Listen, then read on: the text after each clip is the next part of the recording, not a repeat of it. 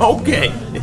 Well, it's probably a little too late for that. Maybe a tanning bed. Possibly. The meeting of the Starkville Board of Alderman will now come to order. Please rise for the saying of the Pledge of Allegiance, to be followed by a moment of silence. I pledge allegiance to the flag of the United States of America and to the republic for which it stands, one nation, under God, indivisible, with liberty and justice for all.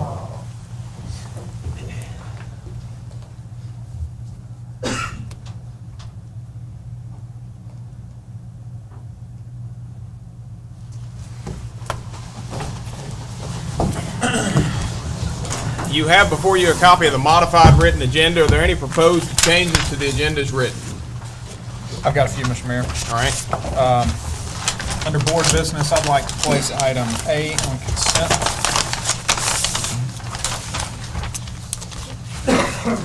Proposed revision from Alderman Dumas is to place item 10A, the approval of the holiday schedule for the calendar year 2013 for the city of Starkville as presented on the consent agenda. Alderman Dumas, is that your proposed revision? It is. Do I hear any objection? Any objection? I just have a comment. I want to note that we have added one day to the holiday schedule. It's not meant to be a permanent addition, but is a recognition that there won't be raises in this budget for our staff, and so we added a day of holiday instead, Veterans Day.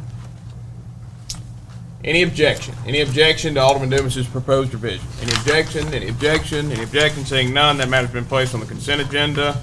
Alderman Dumas, do you have further proposed revisions? Under board business, item B on consent. All right, proposed revision from Alderman Dumas is to place item 10B, the approval of special event permit for the Greater Starkville Development Partnership to close streets and provide in-kind services from the city of Starkville for the 2012 Christmas parade and tree lighting scheduled for Monday, December 26, 2012, beginning at 6 p.m. as presented on the consent agenda. Alderman Dumas, that's your proposed revision? It is, and just a note on this, last year we failed to include a rain date, and of course it rained and we had problems. This year in the packet, there is a rain date included, which is the Tuesday immediately following this Monday. So the 26th is the prime date. If it rains, it can, or it is noted to be moved to the 27th. Any objection? Do I hear any objection? Any objection? Any objection? Seeing none, that matter's been placed on the consent agenda. Alderman Dumas, you have further proposed I revision? do. Under board business, item C to consent. Mayor, I've got an objection. All right, that matter will remain on the open agenda. Alderman Dumas, you have further proposed revision? I do. Under personnel, the first three items to consent.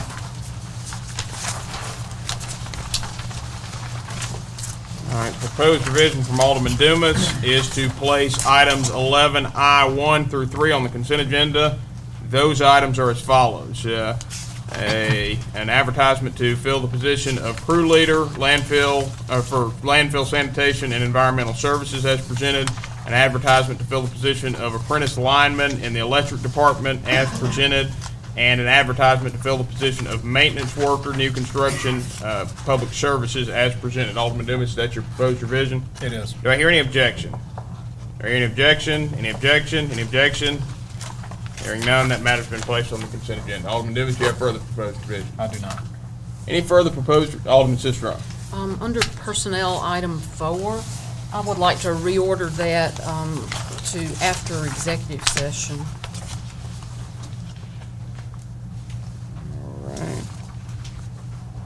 Alderman Sistrunk has proposed reordering the agenda to place item 11I4, the request for authorization for temporary acting pay increases per personnel manual for the affected fire department employees, to the end of the agenda after executive session.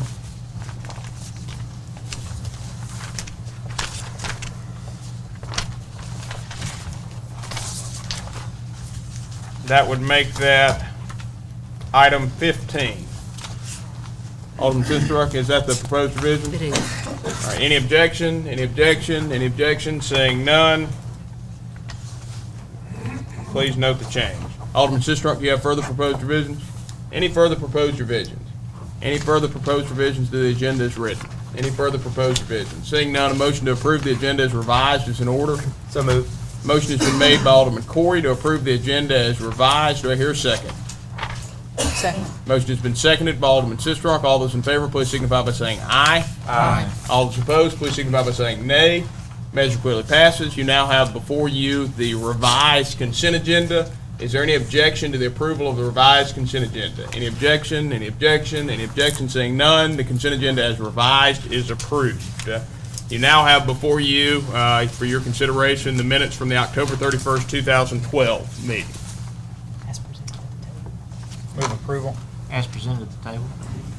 Alderman Dumas has made a motion to approve of the minutes from the October 31st, 2012 special call meeting of the Board of Alderman of the City of Starkville as presented at the table.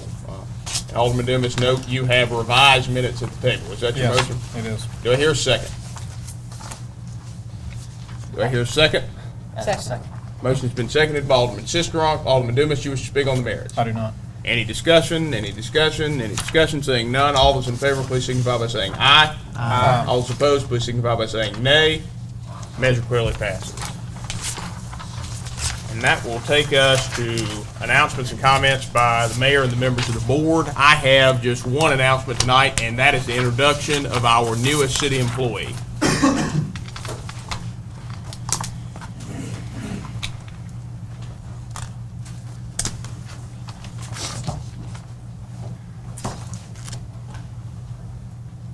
It is my pleasure to welcome Kenneth Rogers as our new operator for the Sanitation and Environmental Services Department Landscape Division. Kenny is originally from Starkville and a graduate of Starkville High School. Before Kenny joined the city of Starkville, he worked for Aramark as a cook. Kenny is the son of Eva Rogers and is engaged to Luella Perkins. Kenny and his family attend Faith and Works Church. In his spare time, Kenny enjoys football, cutting hair, and playing with his pit bull. Please join me in welcoming Kenny.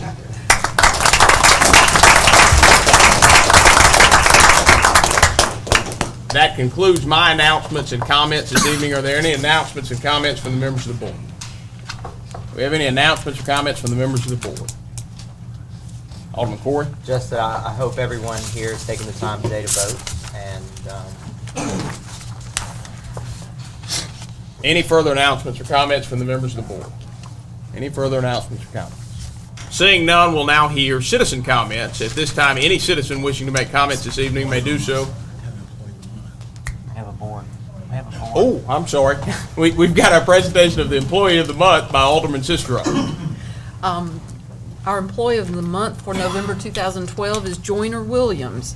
Since being hired in April 2012, Joyner has become a tremendous asset to the city of Starkville. He works very hard to ensure effective working relationships with everyone that he comes into contact with. He's able to gain cooperation and compliance in a very difficult role and in an area that's proven difficult in the past for the city. This attitude is a great asset for the city, but Joyner's willingness to go the extra mile has proven to be quite valuable to the city also. Joyner has an extensive electrical background and still retains his certification in this area. Recently, City Hall was experiencing power outages affecting all operations on the second floor, communications in the police department, and the server room. This put the city's entire computer system at risk due to a failing electrical panel. To replace the panel would have cost over $1,000 and at least a full day to complete. Joyner took it upon himself to examine the panel and discovered that it did not need replacing but could be repaired with some significant parts replacements. After ordering the parts and discussion with the affected departments, it was decided that the repair would be done early on a Sunday morning. Since the repair, Joyner arrived at 7:30 that morning, by the way, and had the repair completed in less than 2 hours. Since the repair, City Hall hasn't experienced any further electrical outages in those areas. Joyner's also saved the city considerable money by taking the initiative to replace and install lighting fixtures at various locations, as well as troubleshooting many other minor problems here in City Hall. Joyner should be commended for the extra effort he gives to the city of Starkville. His can-do attitude is a positive influence to all those around him.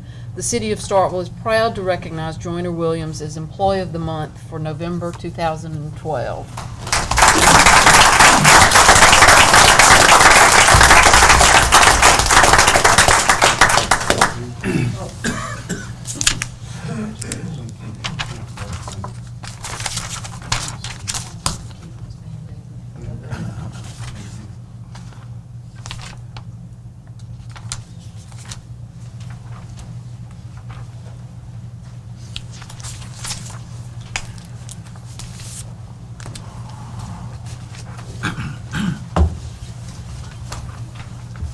All right, at this time, we'll hear citizen comments, and any citizen wishing to make comments this evening may do so by coming forward, introducing yourself, and you'll be recognized to speak for a maximum of 3 minutes.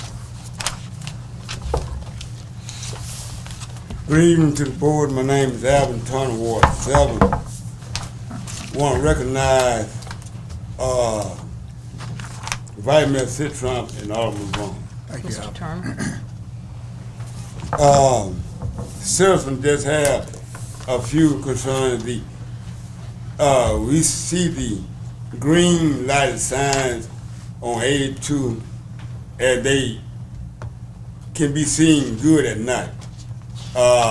We have some other places that maybe the stop ahead or pedestrian would help out a lot for Wood Street or Gillespie and Washington Street or green shows up good at night. And we have places that are very dark, the lighting is not as bright as it should be, and that's just a concern of some of the citizens. And also, we can't wait till election 2013. We are big, we have cried, but we cannot wait till election 13. Thank you, Mr. Turner. Do we have any further citizen comments? Good evening, everyone. My name is Margaret Mason. And many of you all have seen me before. And I'm a member of Ward 6.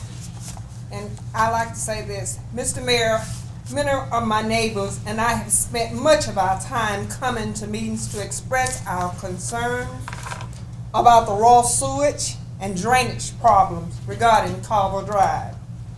You've chosen to ignore us, yet we are the same peoples from the area of town that supported your election bid for mayor.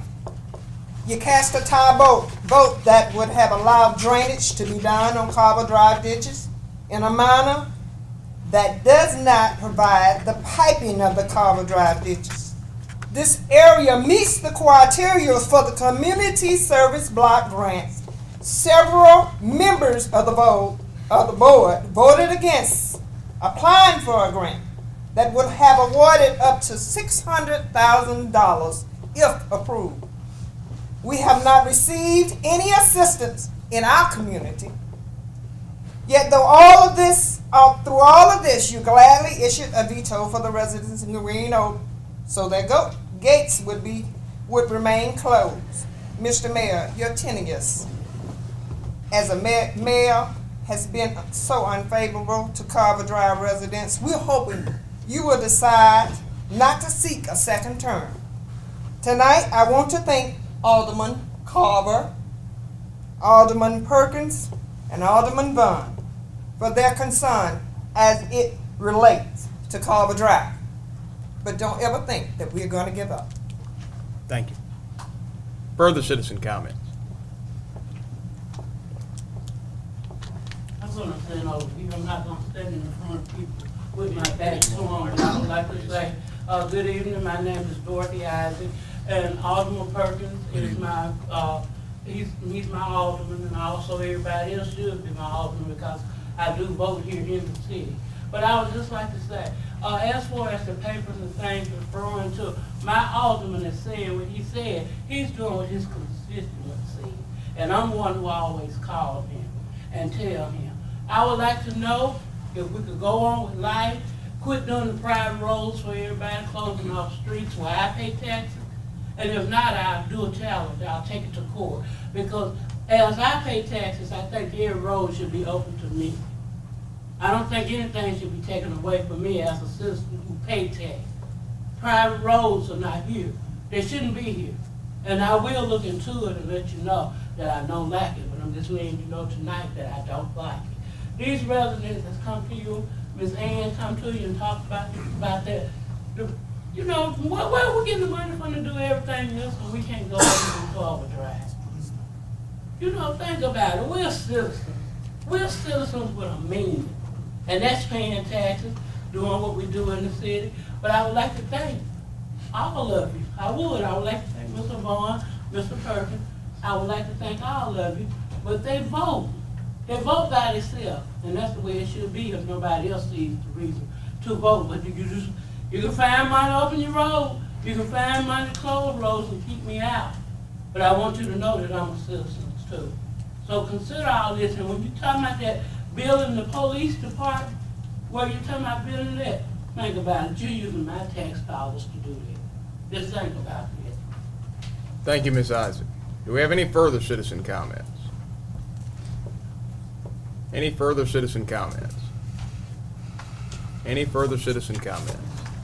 Seeing none, we'll move to public appearances, and we have 2 public appearances scheduled this evening. The first is by Mr. Charles Evans on the reestablishment of the historic Needmore District to include street and park renaming and a historical marker. Mr. Evans? And Mr. Evans, you'll have a maximum of 10 minutes to make your presentation, and I ask that you remain seated after your presentation for any questions or comments from the members of the board. Mayor and board members, everybody here. I'm Charles Evans. I think most of you may know me by now.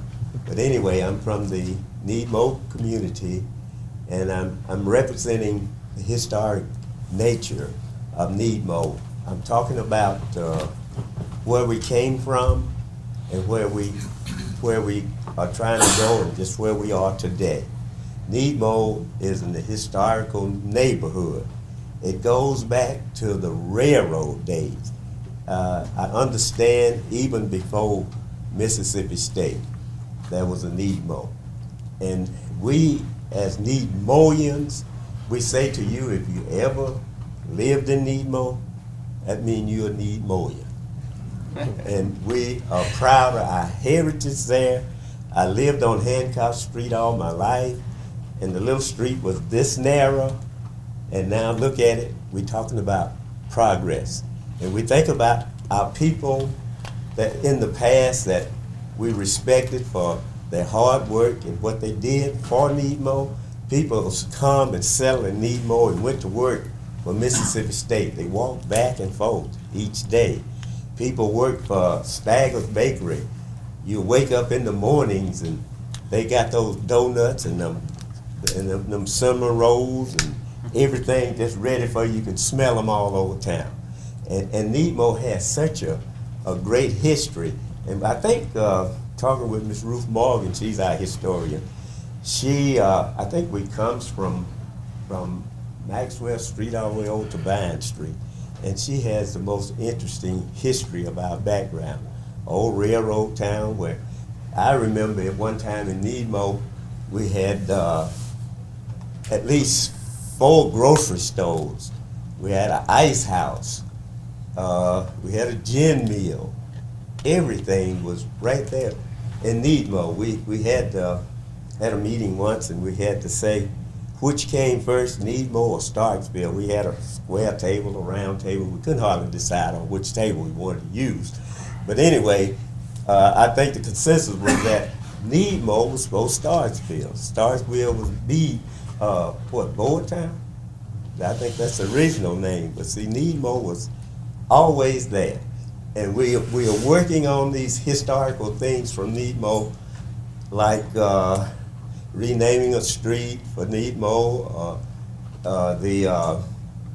the historical marker, which is in progress. I think it's from the partnership we're finding out that it's in progress to be made, and we want to place it somewhere near the park, the George Evans Park right there in Needmore, which is named for my father, you know, and our family goes back for history from Needmore. My father, he also had a band that he taught himself how to play the saxophone and clarinet with this music, correspondent music from New York and Chicago, and he taught over 100 kids in Needmore how to play music. And we have so many people from Needmore that has gone in many walks of life, you know. And we'd like to pay our respect to Needmo and saying that we can have these 3 items somewhere in the future for our history of our Needmo. And we love our Needmo. Thank you very much. Are there any questions or comments from the members of the board for Mr. Evans? Alderman Mr. Clark? Evans, sometimes as a board, sometimes we get requests that aren't financially able, it's just extreme. But I think with this, there's some things we can definitely help you with. I look forward to helping you.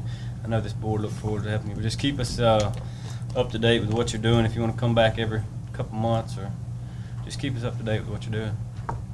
Thank you.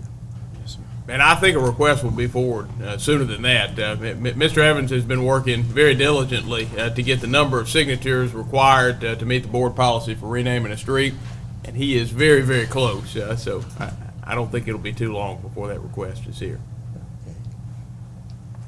Any further questions or comments from the members of the board? Thank you so much, Mr. Evans, and thank you so much for all you do. Thank you. Our second public appearance this evening is former Alderman Sumner Davis to address comments made at a previous board meeting. Mr. Mayor, Board, thank y'all for having me. Mayor Dan Kemp also wanted to come this evening to be part of this. Before I get into it, let me just say that during my first term on the Board of Alderman was 2 redistricting ago, and I was very fortunate to represent the Needmore neighborhood, and I would just like to say that please do what you can to help ensure their history. It's a wonderful neighborhood with wonderful people that live in it, and you're fortunate enough to represent them now, Alderman Court. So it's interesting. At the last board meeting, Alderman Vaughn, he addressed some comments that were made at the board meeting that he wanted to respond to, and he I think had every right to do that, and I agree with your statements. You had the right to say that and voice your opinion, and unfortunately you had to wait until the next board meeting to come, and so I apologize for taking your time this evening, because I know that y'all may have other matters of newsworthy things you want to get home and watch. I mean, I know ESPN has a MAC football game on the television tonight, and maybe some other things you want to look at. But I'm going to be brief and just sort of address some things that I wanted to get off my chest based on comments that were made at the last board meeting. As we're all aware, there was a motion that was brought several meetings ago to remove the emergency gate at the end of Douglas MacArthur. That motion passed. It was subsequently vetoed by the mayor under his authority, state statute. Then at the board meeting of October 16, 2012, there was a motion to override that veto. That motion to override the veto did not get a majority, nor did it come anywhere close to getting the votes sufficient to override the veto, which is how the process works. That's fine. There was good debate on both sides. Citizens had their input. Aldermen had input. It's the way the process should work. I commend y'all for how you handled your business on the issue. Unfortunately, and what I find somewhat disturbing to me was after that, after the board made the motion and it was voted and it did not receive the required votes to override it, Alderman Perkins then called Chief Administrative Officer Lynn Spruill to this table and started a line of questioning. The first of which, he wanted a very yes or no answer, and he asked her, was there a board order to install the gate? Ms. Spruill responded with no, which was correct. There was no specific board order to install the gate. Mr. Perkins then went on to inform everyone here that the board only speaks to its minutes, and on that point, I agree 100%. That is a well-documented staple of municipal law, based in multiple court decisions, AG's opinions. I'm not disputing that at all. However, I would take issue with the fact that he said there was no board order at all, because on March 21, 2000, you can find this on page 526, minute book number 35, City of Starkville. It's a board order. It's a resolution to approve final closing of portions of Maple Street, Red Bud, and MacArthur Drive in Green Oak subdivision of the City of Starkville, Mississippi.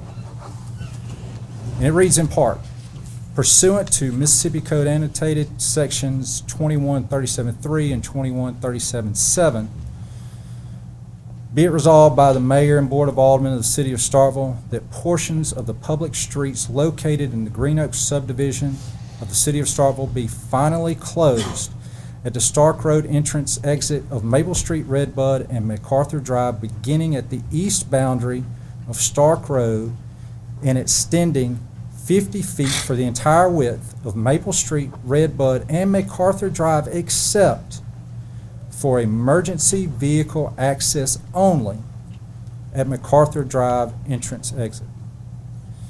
That motion was made by former Alderman at Large Vic Zeta, seconded by former Ward 1 Alderman Marie Lee, and the motion passed. That's what the board order said. It said, except for emergency vehicle access only at MacArthur Drive entrance and exit. Now, this happened before I was on the board. So when I was elected to the board, I inherited that as the alderman for that ward. I received numerous concerns and complaints about violation of that board order. Right there. The police chief, David Lindley, also received numerous and ongoing complaints and expressions of concerns of violation of that board order, which specifically said, except for emergency vehicle access only at MacArthur Drive entrance and exit. So I went and talked with the police chief to ask him what potentially could be done, and we went for years and tried a variety of solutions, none of which seemed to work, with the exception of literally parking a manned police car right there to write tickets and enforce this board order.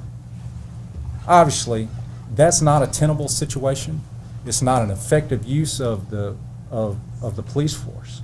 So in 2007, literally 7 years after that board order was passed, the police chief came up with a solution. Let's put a gate similar to what is at the airport to grant access for fire trucks to the airport property. It will operate with emergency vehicles using their siren to open. I said, hey, if that's what you think is the best way to do it, let's rock and roll. Let's go. That's a good idea. So pursuant to Code Section 2121.1, Marshal or Chief of Police duties and bonds, which reads in part, the Marshal or Chief of Police shall be the Chief Law Enforcement Officer of the municipality and shall have control and supervision of all police officers employed by said municipality. The Marshal or Chief of Police shall be an ex officio constable within the boundaries of the municipality, and he shall perform such other duties as shall be required of him by proper ordinance. So he thought that it was required of him to enforce emergency vehicle access only. The gate was the solution. We figured out a way to make that happen. So while Alderman Perkins was 100% correct that the board speaks to his minutes, don't dispute that. I would make the argument that there was a board order in 2000 to allow for emergency vehicle access only. The police chief, in exercising his statutory duty, chose to enforce that in the way that it was done. And that was done in 2007. The second point, which was also of concern to me, was the next question that Mr. Perkins asked Ms. Spruill. He asked her, have you found it on the claims docket? To which Ms. Spruill responded, not yet, but we have the check. Mr. Perkins immediately turned to our city clerk, Taylor Adams, and asked him the same question, to which he concurred with her. His answer was, I concur with her answer. That was completely and 100% honest. They hadn't found it on the claims docket yet. However, it has subsequently been found on the claims docket. And the important part of that was that Ms. Spruill said, we have found the check. Okay? They didn't pull that out for me. Now, under state law 2139.13, issuance of warrants or checks assigned thereof. 2139.13.1a specifically states that the clerk of the municipality shall draw all warrants or checks for claims and accounts allowed and approved by the governing authorities. So you don't cut checks in the municipal government until the claims docket is approved and it comes off the claims docket. All right? The second thing, when you look at this check, which they had at that board meeting, Section 2139.5, records and payment of claims in all municipalities, says in part, in issuing any warrant under order of the governing authorities of the municipalities, which means that you've approved a claims docket, to pay any one of the said claims so numbered and kept, said clerk shall enter the number of that claim in the body of the warrant so that the claim may be easily found and so that the possible duplication may be avoided. Now, this check right there has a number which references its placement on the claims docket. Okay? Also, if you will notice, this verbiage here on the check, which says, payable out of general fund and for doing so shall be your warrant by order of mayor and board of aldermen. So my point is, when Ms. Spruill said we have the check, the discussion should have pretty well been over. Now, Mr. Perkins went another step and said that that gate was illegally placed. And that's what I take I said that gate is illegal and I want you to remove it tomorrow, which that is what I find troublesome, because that is making allegations as reported the next day in the paper with my name in the next sentence and with Mayor Camp's administration that something was done illegally, when in fact it wasn't. Okay? And that's what I have a problem with, and that's what I want to say. In all honesty, the only thing that was done illegally in surrounding, or attempted to be done illegally surrounding this entire situation was when Alderman Perkins attempted to direct Ms. Spruill to take the gate down absent a board order. And that's in direct violation of 21.315 subsection 2A. Thank you, Mr. Davis. Thank you. Are there any questions or comments from the members of the board for Mr. Davis? Mr. Mayor, I'm going to be recognized, not for Mr. Davis, I want to be recognized when he's yielding the floor. Okay. Any questions or comments from the members of the board for Mr. Davis? Any questions or comments? Seeing none. Thank Mr. you, Corey, Mr. do you have something? I was gonna say, I think that spoke for itself. Thank you. Alderman Perkins. Mr. Mayor, thank you for the recognition. Mr. Mayor, to my distinguished colleagues, Ms. Isaac, thank you for the recognition, and to members of the public. Let me say that, as a licensed attorney, I'm licensed to practice law in the state of Mississippi and the District of Columbia. And certainly I have exemplified the utmost character, integrity, and professionalism. I'm a person of high ethical and moral standards. As part of the Mississippi bar exam, we have to pass the course in ethics. So I practice law all the time. And in practicing law, I have never misrepresented the facts. It's always challenging when I have the facts just to make the arguments based on the facts, and that's what I do all the time. Matter of fact, I've been practicing law for 25 years. I have a bachelor's degree from Mississippi State University in political science with emphasis in public administration. I have a master's degree in public policy and public administration from Mississippi State University. And I also have a doctorate of jurisprudence, a PhD degree from Mississippi College School of Law. Worked with a lot of state agencies. I worked for the Attorney General of the State of Mississippi, Honorable Mike Moore. I worked as staff attorney for the Mississippi House of Representatives. I served as counsel for the Department of Corrections, the Mississippi Parole Board, and I represented the Mississippi Board of Nursing for 12 years. So I've been in a variety of positions, and I basically have run unopposed for this position since on about July 6, 1993. So never would I distort any facts. Let me say just a few comments very professionally. I strongly and fervently deny any and all allegations regarding the allegation that were tendered to you this evening. With regard to my duties as an alderman, my duties as an alderman extend beyond the territorial or geographical boundaries of Ward 6. I have always gone beyond the call of duty to perform the best of service for all of the constituents for the city of Starkville, and I have done things to promote the best interests of the city of Starkville. want to say from the onset that I have nothing against Green Oaks subdivision. I have nothing against any resident of Green Oaks subdivision. I have nothing against any subdivision in wards 1 through 7. I am a native Starkvillian. I love Starkville. I love my job. I love what I do. And so, I'm a Christian man. I'm a church man. And I don't have any animosity to anybody. To further speak to that last meeting, as to the gate issue, that just was a matter of public concern, and Alderman Perkins has nothing personal against anyone. I specifically asked Ms. Spruill and to do the research for the relevant time period from October 19, 1999 to on about August of 2007. I told her to be absolutely sure. I told her to be very thorough and respectful. I didn't tell her, but I asked her to be very thorough, very meticulous, and she said she had done extensive research.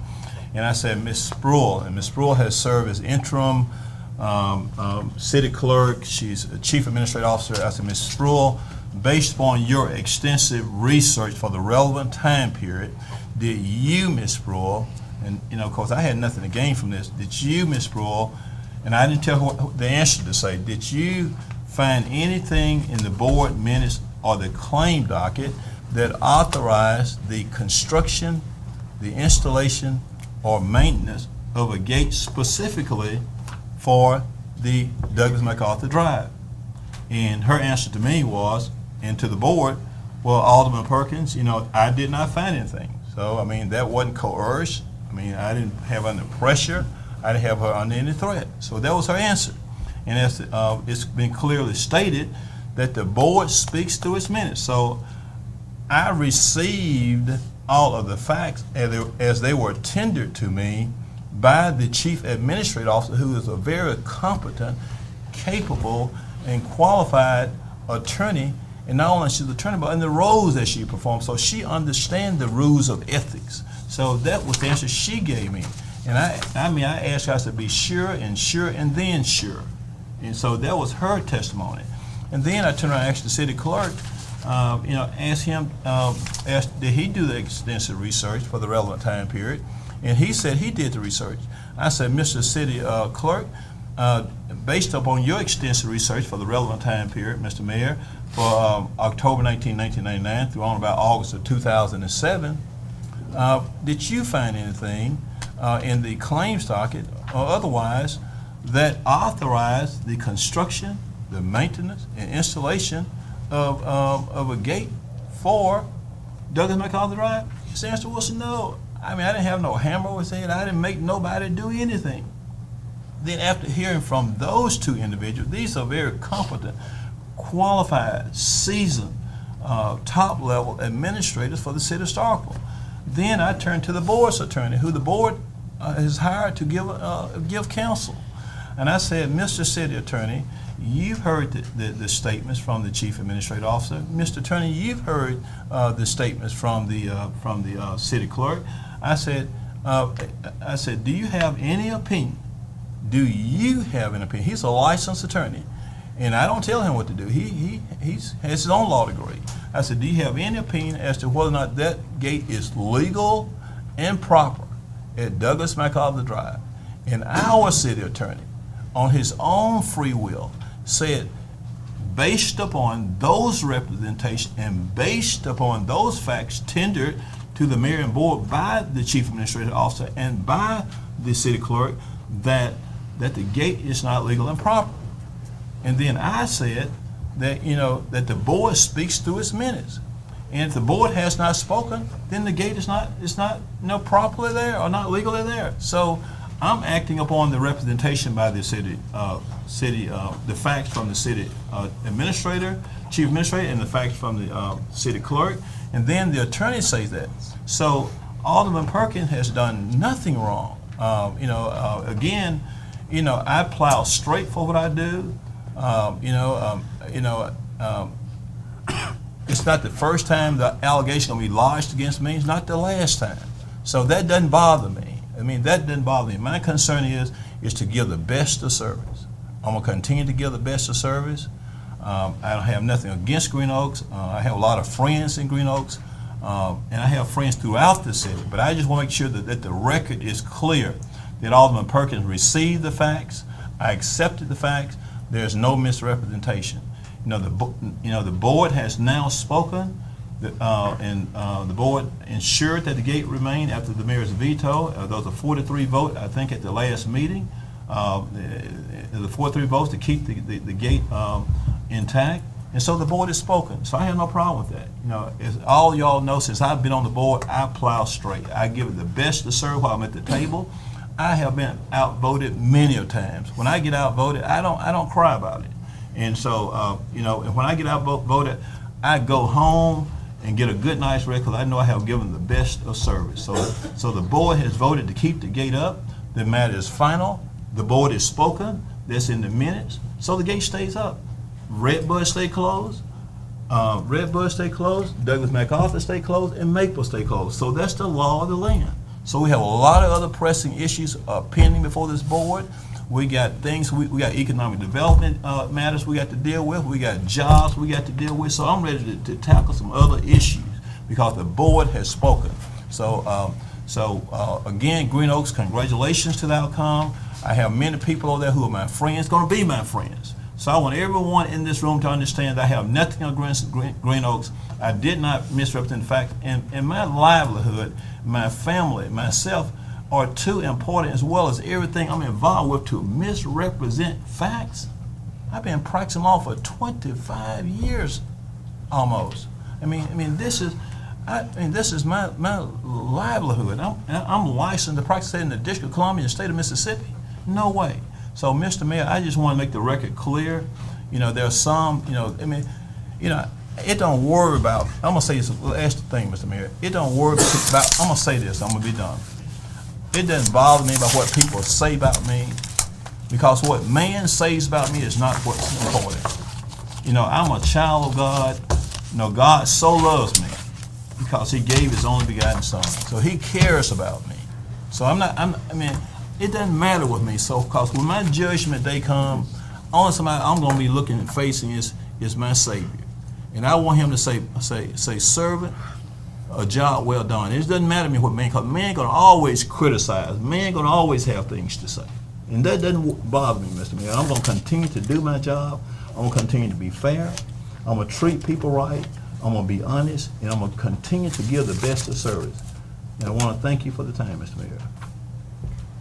All right, at this time, we'll move into board business, and the first matter for your consideration is the approval of the travel for Alderman Corey and Alderman Dumas to attend the National League of Cities annual conference in Boston, Massachusetts from November 28th to December 2nd, 2012. Discussion. Mayor, the reason I had this pulled from the agenda was for the fact, and it's not anything personal against Alderman Corey, but he's already stated that he's not going to be seeking another term, and I just kind of felt like being fiscally conservative as a board and trying to be fiscally conservative, a representative of my taxpayers' dollars, it wouldn't be, there's just not much return on investment if Alderman Corey's going to be out of office. I think Alderman Dumas, he stated before, he's probably going to seek re-election, but just at a time we can save money here and there, and I don't think it's in our best interest to send somebody to a conference that's going to be no longer with us in the next election. And I may not be either, but that's how I feel about it. So I'm going to be voting against it if Alderman Corey is on here.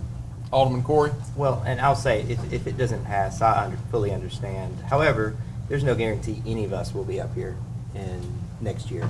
So what I would like to do, if given the chance to attend this conference, is use it as an opportunity to network and advertise what the city offers and take that knowledge back with me and share it with everyone. Alderman Vaughn. I'd like to make a motion, Mr. Mayor. State your motion. Consider the approval of the travel attorney Alderman Corey and Alderman Dumas to attend the National League of Cities Annual Conference in Boston, Massachusetts from November the 28th to December the 2nd, 2012. Alderman Vaughn has made a motion to approve of the travel for Alderman Corey and Alderman Dumas to attend the National League of Cities annual conference in Boston, Massachusetts from November 28th to December 2nd, 2012 as presented. Alderman Vaughn, is that your motion? Yes, it is. Do I hear a second? Second. Motion has been seconded by Alderman Sistrunk. Alderman Vaughn, do you wish to speak on the merits? No, I will not. Any discussion? Any discussion? Any discussion? Any discussion? Seeing none, all those in favor, please signify by raising your hand. All those opposed, please signify by raising your hand. By a vote of 6 in favor with 1 against, this measure passes. The next matter on the agenda is a discussion of the job description and duties for the head of building codes and planning. Discussion. Alderman Dumas. I think in light of, I know Alderman Sistrunk asked 2 weeks ago for this to be on the agenda for tonight. And I think in light of what happened last week with our economic development efforts, and I think in light of looking at that department as a whole, I think there are opportunities to where we can, I think there's opportunity. I'd like to spend more time looking at how that department works. I think they do some tremendous things. I mean, we had the, Employee of the Month, which I've heard tremendous things about. We've got good people working in that department. I've got concerns with it remaining as a building department, with its symbology being that it's building centric more so than it being planning and development centric. And I think that's important for us to look at from a community. And so I'd like to task Ms. Spruill to come back to us in 2 weeks with some recommendations on what she sees from research, whether that be looking at other communities or what she recommends from knowing the department the way that she does, so that we can have some ideas on alternatives and how we can look and better prepare that department to handle some shifting tides out there. Still do the things they do, but be able to respond to things that are in line with the economic development aspects, that are in line more so with the partnership, and really tackle the issues of community development. So that is my motion. Do you want it to be more detailed than that?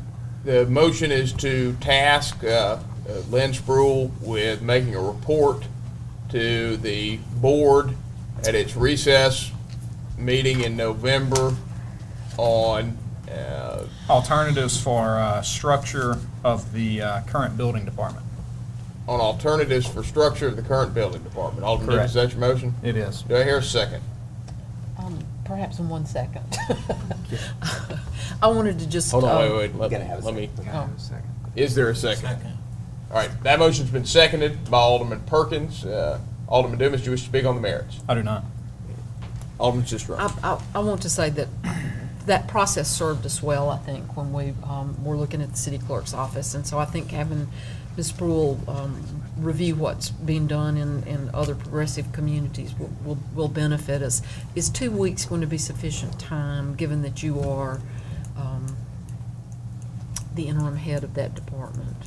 And I can have the latitude, perhaps extended to the first meeting in December, but I will try my best to get it together for the next meeting, the recess meeting. I amend my motion to include that. All right, is there any objection to Alderman Dumas rescinding and restating his motion to be same as was previously, but for that report to come forward at the first meeting in December? no later than the first meeting, that way. Any objection? Any objection? Any objection? Seeing none, motion has been so amended. Further discussion? Any further discussion? Any further discussion? Any further discussion? Seeing none, all those in favor, please signify by saying aye. Aye. All those opposed, please signify by saying nay. Measure clearly passes. The next matter on the agenda is the consideration of the approval of P&Z item number CU 12-06, a request by Mr. Clyde Pritchard on behalf of Technology Mills LLC to allow multifamily corporate housing a project in a PO planned office zoning district located at 300 Research Boulevard in Ward 5. Ms. Daniels? Hi. Item number C212-06 is a conditional use requested by Mr. Clyde Pritchard on behalf of Technology Mills to allow multifamily corporate housing project to be known as 300 Traditions in a PO or planned office zoning district. The subject property is located at 300 Research Boulevard at the northwestern corner of the Research Park in Ward 5 and will affect approximately 8.77 acres. The applicant is proposing to construct a maximum of 40 two-bedroom, two-bath dwelling units, approximately 800 square feet in size, to be marketed to the university and other research park entities to provide corporate housing for short-term visitor stays. The city's DRC, or Development Review Committee, conducted a courtesy review of the proposed conceptual site plan on September 26th to provide preliminary comments in preparation for a full submittal, if and when approved by the board. 9 property owners of record within 300 feet of the subject property were notified directly by mail of this request. The public hearing notice was published in the September 21st edition of the Starkville Daily News, and a placard posted on the site concurrent with that notice. The planning office received no inquiries regarding the request prior to the public hearing. The public hearing was held on October 9th, and no public comments were received. The Planning and Zoning Commission unanimously recommended approval of the request with the 7 conditions provided by planning staff, adding 2 more conditions which are double underlined for your reference. Discussion. I've got Alderman Dumas. Chris, can you talk about, when I looked at our new chart of permitted uses, under planned office, there is not a current allowed conditional use for residential. So Under PO, that's under right. PO. So would this not have needed to go through the rigor of a rezoning versus a conditional use, since it's not allowable? The answer to that is no, the way Ben Griffith framed this up before he left, because what he's got you traveling under is the catch-all for conditional uses that he put in the packet. And that catch-all is at the top of page 2. It's on section 13C1 of the conditional use chapter. And what it says is any proposed use not specifically called out in the chart of permitted uses or otherwise addressed by the Code of Ordinances shall be reviewed as a conditional use application and at the pleasure of the mayor and board of aldermen. So you do have the discretion to travel under that catch-all if you so choose to do so tonight. Further discussion. But the Charter Permitted Uses was recently adopted within the last 6 months or so, if I'm remembering correctly. I lose track of time sometimes. But it's clear from the list of things that were singled out as conditional uses that we did not anticipate residential being one of those conditional uses. There's nothing marked under the residential section, but there are other things that are listed as possible conditional uses or permitted uses, aren't there, Mr. Latimer, as you go down into some of the commercial areas? That's correct. And I think where you're going with this is it's up to this board to determine the legislative intent Right. behind the document. Right. Because you guys were the one that approved the document. Right. And I think it's fairly clear that since that was a recently adopted document, and since we didn't address the idea of residential units in a planned office area, that was not the intent to have that sort of development in a planned office area. Further discussion. Well, and that's one of my issues with, I think residential units in the research park in a mixed use perspective is warranted.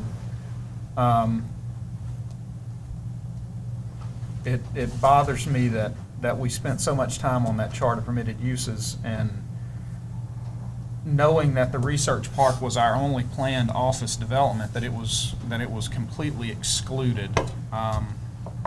I do have some concerns about from the site plan perspective, that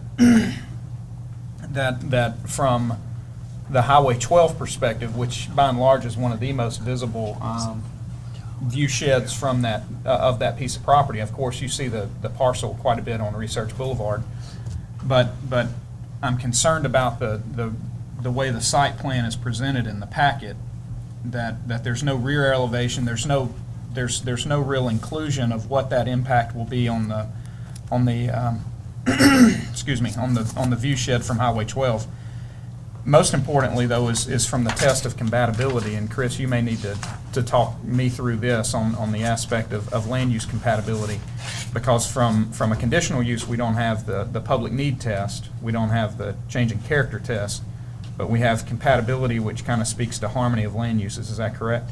It does. I think the best way to frame this up legally, and I'm going to answer that question, is I think you've got a twofold test that you need to reconcile in your mind. The first is whether the board will travel under the catch-all. The catch-all clearly says that it will apply at the pleasure of the board. So the board has discretion to use it or not use it. That's number one. Let's say that the board, for the sake of argument, does intend to proceed under the catch-all as it was recommended by the former city planner, Ben Griffith.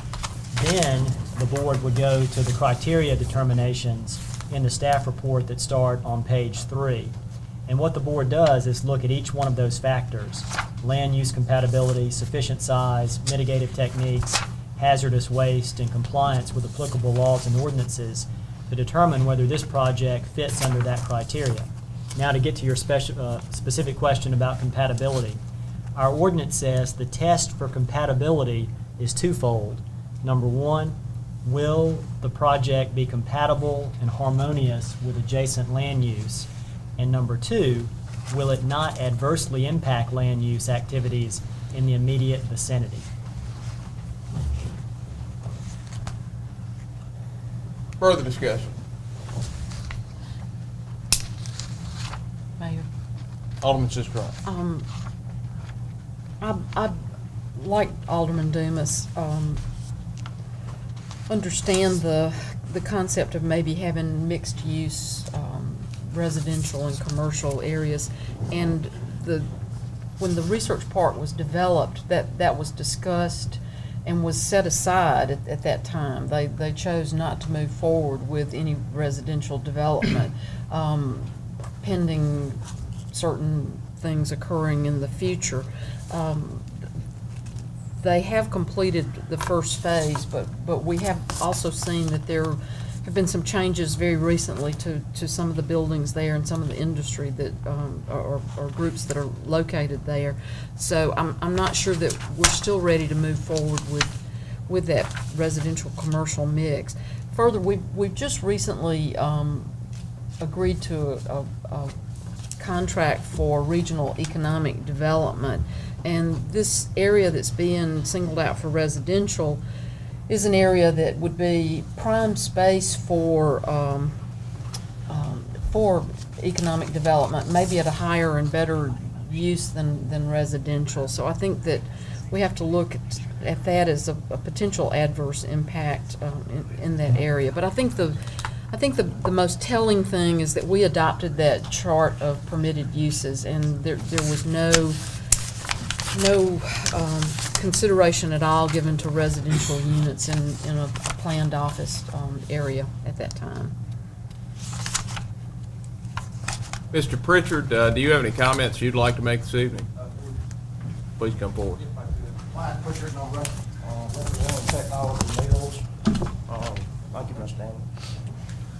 And as Ms. Daniels relayed, we've gone through a preliminary site plan review, public hearing, and planning and zoning. This was the exact track that Mr. Griffith put us on for this project. So while conditional use may have been considered, this is what our client came to Starkville to do, requested how do we go through this track, and this is the path that we will put on. We have considerable time and expense in getting to here now. With respect to the site plan, there were 2 additional conditions other than what came out of the preliminary site review, which had no engineering type issues.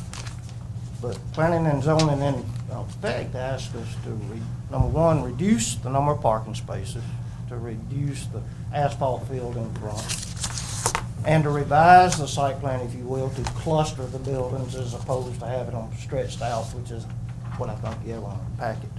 They, in fact, suggested that this type of development may be suited to not only this, but other sections of the park as it expanded. So we know that we have to come back, Alderman Dumas, with another site plan. We know that we've got revised parking field. But we think we've done and been on the path that the city of Starkville led us to be on. I'd welcome any other comments that you may have. Are there any questions or comments from the board for Mr. Pritchard? I would just say that it was the city planner who set you on that path, not the board. I understand. Alderman Parker? Yeah, I mean, But this development was not only passed unanimously, but with only 2 conditions, and even with the insight that it may be better suited not only at this site, but to others.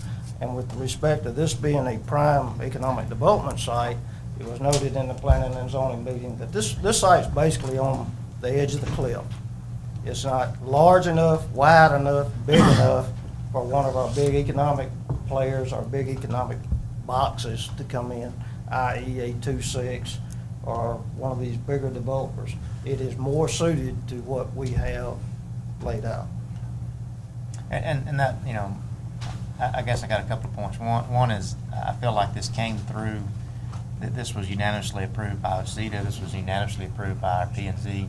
Well, I guess it was unanimously approved by P&Z. I don't know those votes. With 2 conditions. But right, with the additional conditions. To me, it is a perfect mixed use utilization of, you have industry, you have, I mean, these, you know, people there can literally walk across the street to go to work. It's this exact thing, and I hope this board, you know, I hope we can take action on it here tonight, but it's this exact thing that in my opinion has put us in such a negative light in the development community, not only in the city of Starkville, but in the state and everybody else, is the developers are coming in, they're put on a track of this is what you got to do, this is the way to proceed, by the only person that can give them that advice.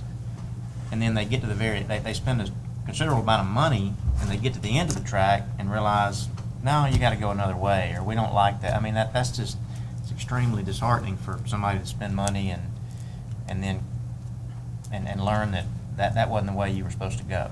I personally see this as a great mixed-use development and as a great asset, and it could be expanded, you know, as the research park. I don't really tie it into our recent the link. I don't tie it into that because I do think, looking at this parcel of land, I don't think it's big enough to do anything. Office building. Yeah, yeah. I mean, but we have somebody now who I don't think it reduces the land value or reduces anything around it. We have somebody now that's willing to develop it and willing to spend the money to develop it and make good use of the land. And to me, it's just a perfect mixed-use development. Can I give a response to it? Let me hear from Alderman Sistrunk first. And I'm going to speak to the point of people being set on a path and investing money and their projects being turned down. That's happened with this board, that's happened with previous boards. People who've gone through the P&Z process, relied on that, come to us with good projects that would increase our tax base, and members of the board who are arguing for this project voted against those projects.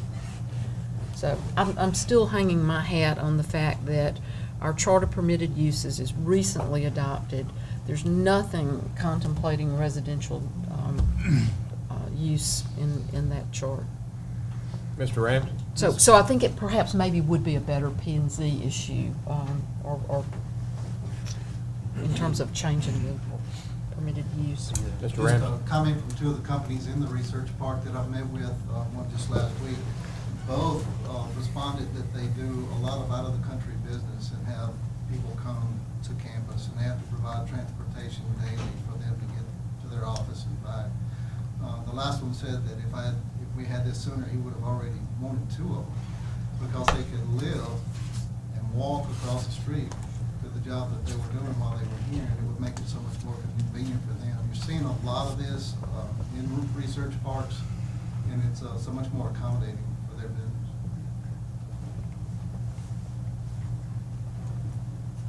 Further discussion? All right, we currently have no motion pending, so discussion needs to move somewhere. Alderman Parker. I move to approve the conditional use request to allow a multifamily corporate housing project at 300 Research Boulevard, as unanimously recommended by the P&Z Commission. Alderman Parker, is your motion based on the findings of fact, also based on the findings of fact included in the staff report? It is in the staff report with the conditions that P&Z, including the 2 additional.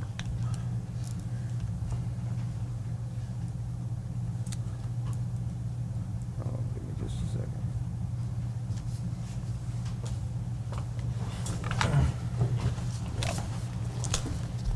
All right, motion from Alderman Parker is a motion to approve the conditional use request to allow a multifamily corporate housing project at 300 Research Boulevard as unanimously recommended by the Planning and Zoning Commission, with conditions as recommended by the Planning and Zoning Commission, and relying fully upon the report as presented by staff. Alderman Parker, is that your motion? It is. Do I hear a second? Second. Motion's been seconded by Alderman Carver. Alderman Parker, do you wish to speak on the merits? No, sir. Discussion.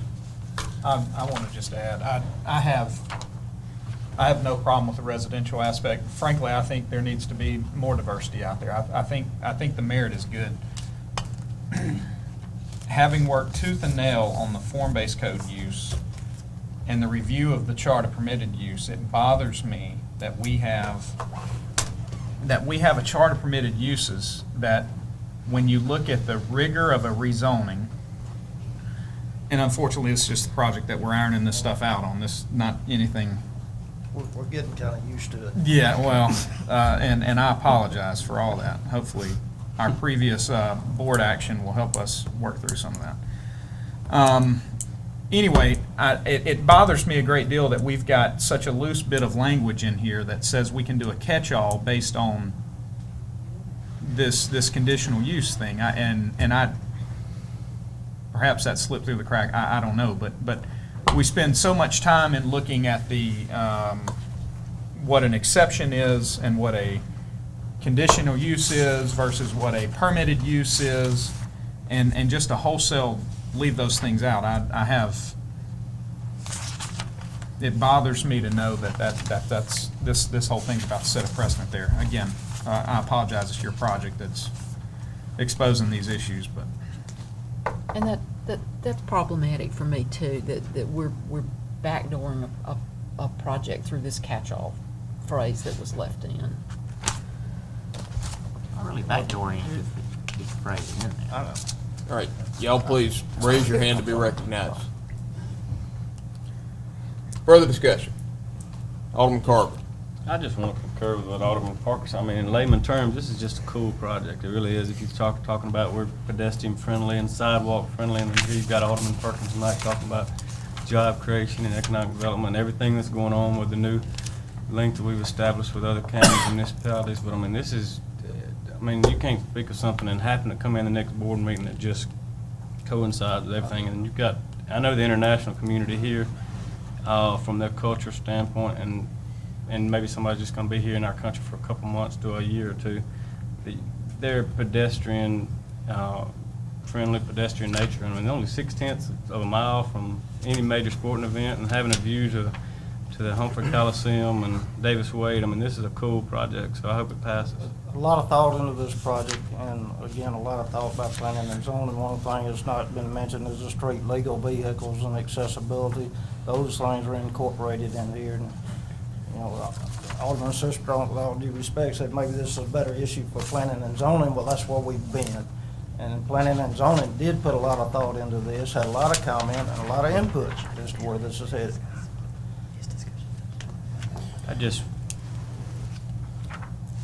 I know he's not here, but I think you still seeing the effects of everything Ben Griffith did while he was here, and I know you've already spoken highly of him tonight, but I mean, maybe he's watching the board meeting somewhere, we don't know. He did good work. I hope he's Alderman Corey. Well, you know, and honestly, I do have some of the same concerns that I think both Alderman Sistrunk and Dumas have said tonight, but I also think that one thing that's important to consider is that we'll be setting a precedence with this. And I just think that's something that we as a board need to consider when we set any precedent that, you know, this could come down the line regarding the application of the catch-all phrase. Further discussion? Any further discussion? Any further discussion? Any further discussion? Seeing none. All those in favor of Alderman Parker's motion, please signify by raising your hand. All those opposed, please signify by raising your hand. I've abstained. All right, do we have, so we've got, all right, we're gonna go back through, and please raise your hand high. All those in favor, please signify by raising your hand. All those opposed, please signify by raising your hand. All those abstaining, please signify by raising your hand. By a vote of 2 in favor with 4 against and 1 abstention, this measure fails. Thank you, Mr. for your Pritchard. consideration. The next matter on the agenda is a request for approval of the City of Starkville claims docket for the fire department as of October 31st, 2012. Excuse myself. All right, we'll give Alderman Carver a moment to exit the room.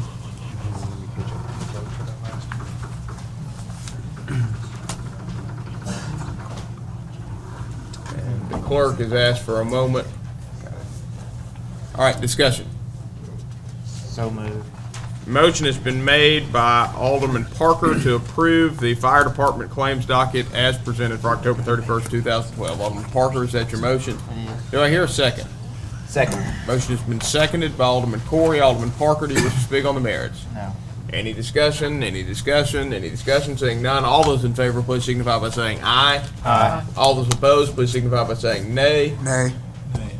All right, let's do it by raise of hands. All those in favor, please signify by raising your hand. All those opposed, please signify by raising your hand. By a vote of 4 in favor with 2 against, this measure passes. Could somebody please bring Alderman Carver back in the room?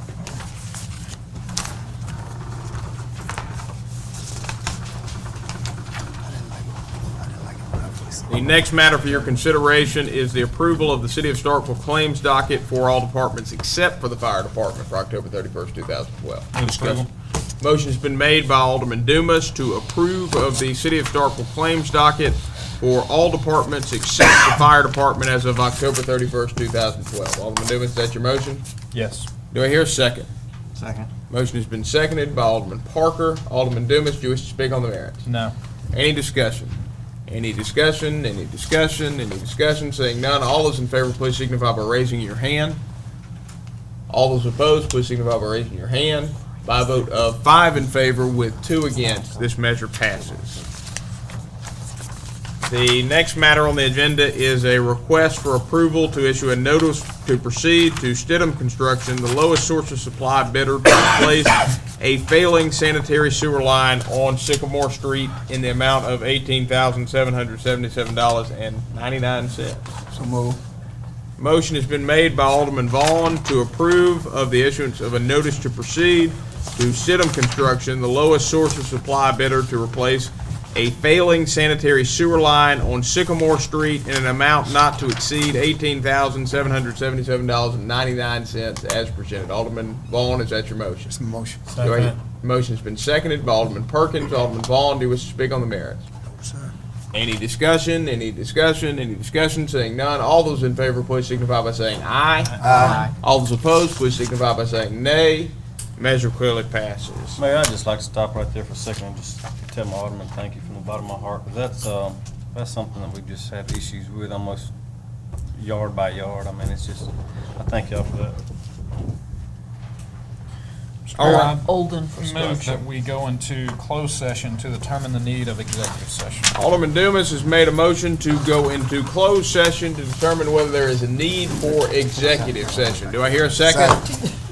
Motion's been seconded by Alderman Vaughn. Alderman Dumas, we speak on the merits. Any discussion? Any discussion? Any discussion? Seeing none, all those in favor, please signify by saying aye. Aye. All those opposed, please signify by saying nay. Measure clearly passes. Now give everybody a moment to clear the room. Without objection, I'm going to move us into a brief recess. Any objection? Any objection? Stand in recess for a moment.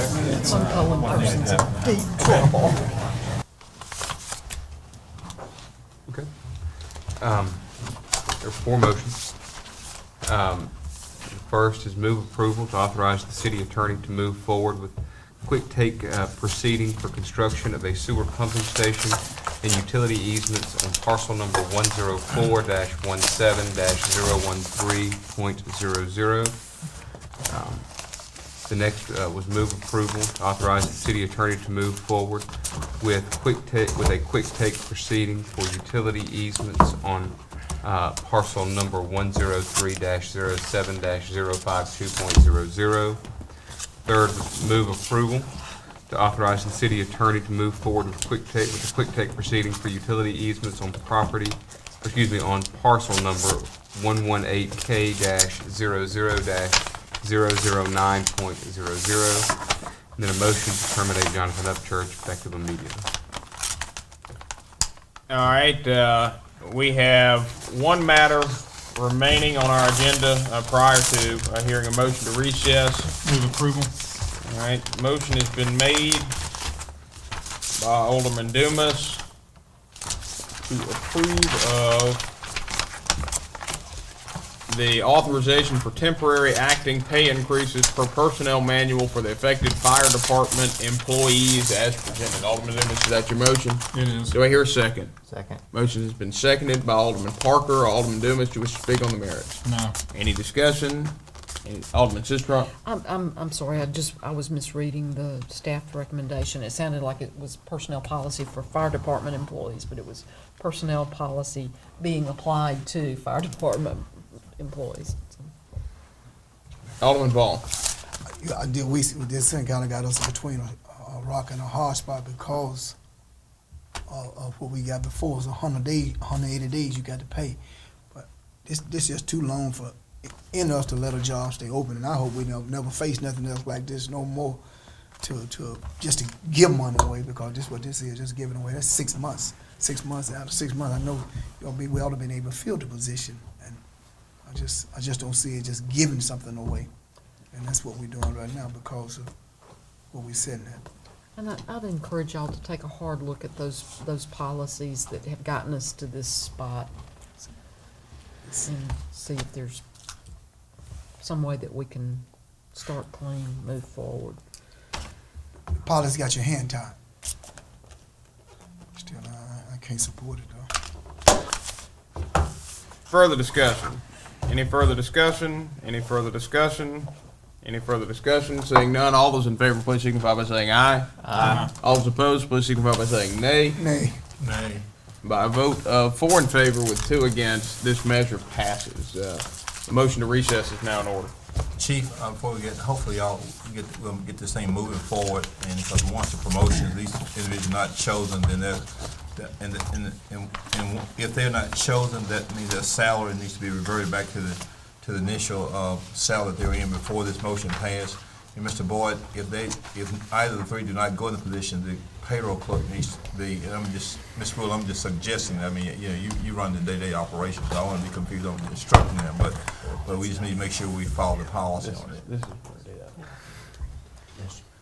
That's right at $2,900, $3,000 something, $4,000.